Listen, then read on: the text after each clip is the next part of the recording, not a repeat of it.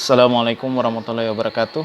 Apa kabar untuk seluruh siswa kelas 8? Pada kesempatan pagi ini, mari kita sama-sama mengucapkan puji syukur kehadirat Allah Subhanahu wa taala karena masih diberikan nikmat sehat dan sempat sehingga kita masih bisa menjalankan proses belajar daring secara online di rumah masing-masing. Pada kesempatan kali ini saya akan memberikan materi tentang pelaksanaan ibadah haji. Berhubung banyaknya materi pada bab ibadah haji ini, maka akan dibagi menjadi 2 sesi nanti tentang pelaksanaan pembelajaran tentang ibadah haji. Yang pertama, mungkin kita bagi mulai dari 1 pengertian, 2 syarat dan rukun dari pelaksanaan ibadah haji. Baik, untuk yang pertama yaitu pengertian ibadah haji. Ibadah haji menurut bahasa yaitu ziarah atau berkunjung ke Baitullah, rumah Allah di Makkah Mukarramah. Sedangkan menurut istilah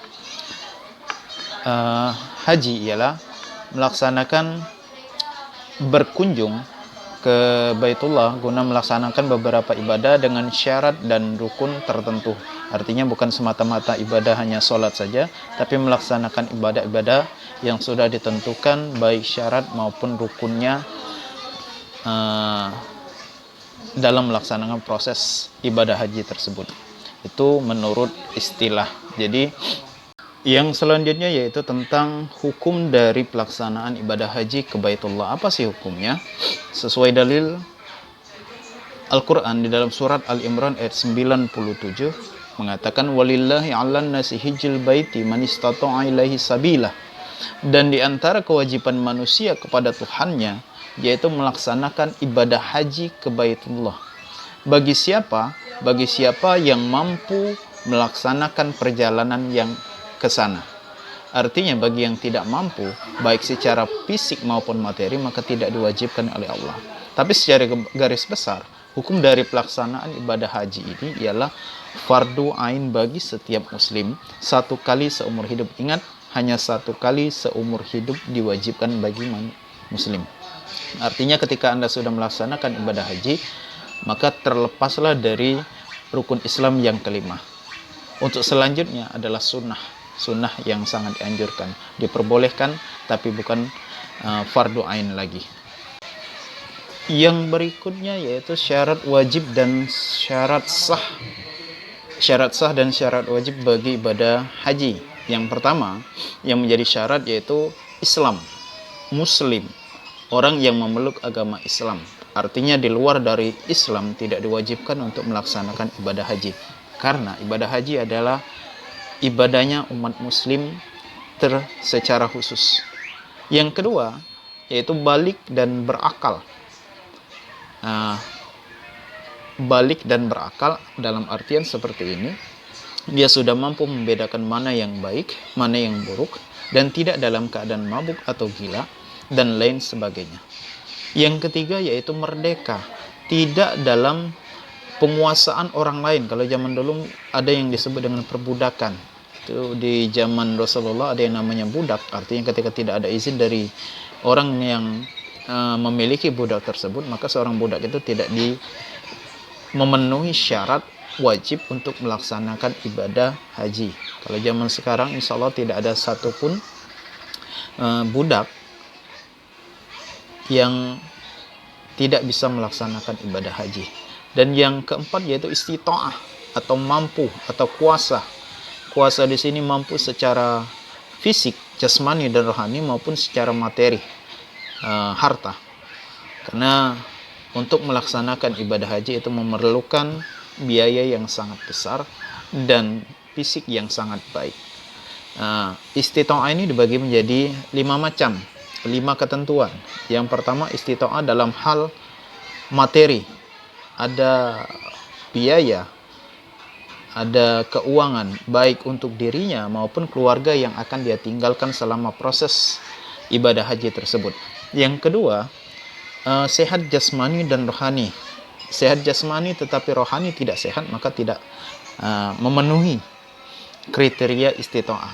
Sehat rohani tapi jasmani tidak mendukung juga tidak memenuhi. Artinya antara jasmani dengan rohani harus saling melengkapi dan sehat semuanya. Yang ketiga yaitu ada kendaraan. Apabila kita tinggal di pelosok, maka ada kendaraan yang mampu mengantarkan kita mulai dari tempat kita sampai ke Baitullah. Apabila tidak ada kendaraan untuk mengantarkan ke sana, maka tidak termasuk dalam kriteria istitoah. Yang keempat yaitu adanya suasana aman. Aman dalam artian tidak dalam kondisi perang dan lain sebagainya. Dan yang terakhir untuk perempuan yaitu ada mahram yang mendampingi. Kalau zaman dulu harus ada suami maupun kerabat yang mampu mendampingi seorang perempuan. Kalau sekarang insya Allah karena sudah banyak sekali tempat-tempat atau anggota-anggota yang bisa mengajak bareng-bareng, maka kriteria yang kelima ini mungkin bisa dihapuskan. Itulah untuk syarat wajib dan syarat sah dari ibadah haji. Selanjutnya yaitu rukun dari ibadah haji. Rukun ibadah haji itu ada 6. Yang pertama yaitu ihram, yang kedua adalah wukuf, yang ketiga adalah tawaf, yang keempat adalah sa'i, yang kelima tahallul, dan yang keenam tertib. Tertib artinya berurutan dari awal sampai akhir. Kita bahas yang pertama yaitu ihram.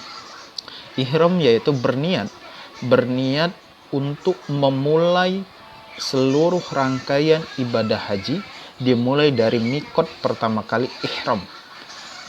Itulah yang namanya ihram. Jadi niat awal seorang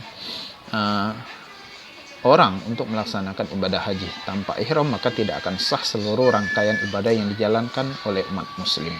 Yang kedua yaitu wukuf. Wukuf ini adalah puncak dari pelaksanaan ibadah haji, yaitu tanggal 9 Zulhijjah, dimulai pada saat terbit fajar sampai terbenamnya matahari pada tanggal 10 Zulhijjah. Jadi puncak dari pelaksanaan ibadah haji umat muslim di seluruh dunia adalah tanggal 9 Zulhijjah. Yang ketiga yaitu tawaf. Tawaf ini adalah mengelilingi Ka'bah sebanyak 7 kali putaran, dimulai dari Hajar Aswad dan diakhiri dari Hajar Aswad. Nah, tawaf ini terbagi menjadi 4 macam. Yang pertama yaitu tawaf ifadah. Tawaf ifadah ini adalah tawaf yang dilaksanakan atau tawaf yang seluruh rangkaian kegiatannya termasuk di dalam rukun haji. Yang kedua yaitu tawaf kudum.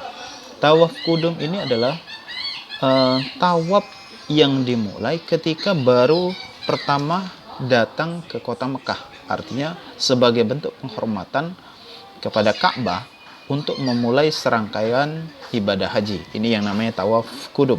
Dan yang ketiga yaitu tawaf wada, yaitu tawaf meninggalkan kota Mekah. Artinya tawaf yang dilakukan ketika seluruh rangkaian pelaksanaan telah dilaksanakan pada saat ibadah haji. Dan yang terakhir yaitu tawaf sunnah, yaitu seluruh rangkaian tawaf yang dianjurkan oleh Rasulullah di luar dari seluruh rangkaian tawaf yang telah disebutkan tadi. Jadi saya ulangi lagi, tawaf itu terbagi menjadi 4 macam. Yang pertama yaitu tawaf ifadah, yang kedua tawaf kudum, yang ketiga tawaf wada, dan yang terakhir adalah tawaf sunnah. Dan yang selanjutnya rukun dari ibadah haji. Kalau ihram sudah, wukuf sudah, tawaf sudah, yang selanjutnya adalah sa'i.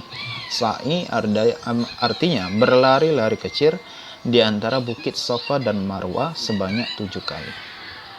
Dan yang selanjutnya yaitu syarat dan rukunnya tahallul, bercukur